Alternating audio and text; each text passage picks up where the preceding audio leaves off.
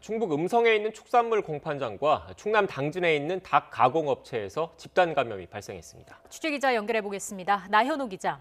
네, 전국부입니다. 네, 어제 수도권을 제외하고 가장 많은 확진자가 나온 곳은 어디입니까? 네, 수도권을 제외하고는 충청남도에서 가장 많은 확진 환자가 나왔습니다. 어제 하루 35명이 확진된 것으로 집계됐는데요.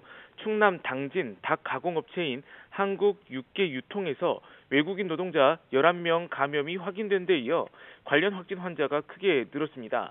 현재까지 외국인 노동자 등 21명이 양성 판정을 받은 상태입니다. 앞서 천안에서 이 40대가 확진 판정을 받았는데요.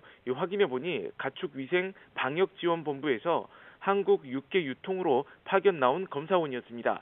현재까지 이곳 시설과 관련한 누적 확진자는 33명인 것으로 집계됐습니다. 당진시는 앞서 이 충남동물위생시험소 당진지소 직원이 확진돼 용역 직원 등 접촉자 270명에 대한 검사를 진행했습니다. 네, 나연호 기자, 충북에서도 축산물 공판장에서 집단 감염이 발생했던데 확진자가 계속 늘고 있는 겁니까?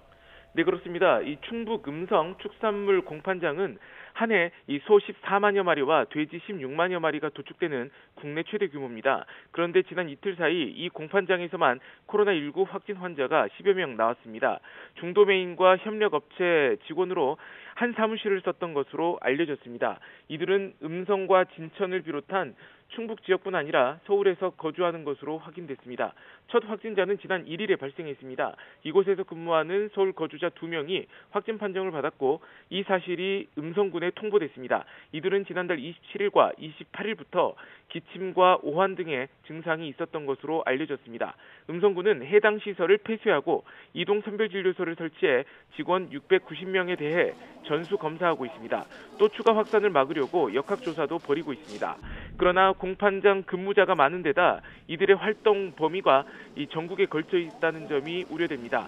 여기에 이 공판장이 이 전국 도축 물량의 10% 이상을 차지하고 있어서 설을 앞두고 자칫 축산물 공급에도 차질이 빚어질지 걱정입니다.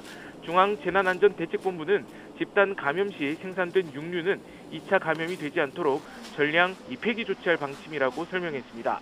지금까지 전국부에서 YTN 나연호입니다.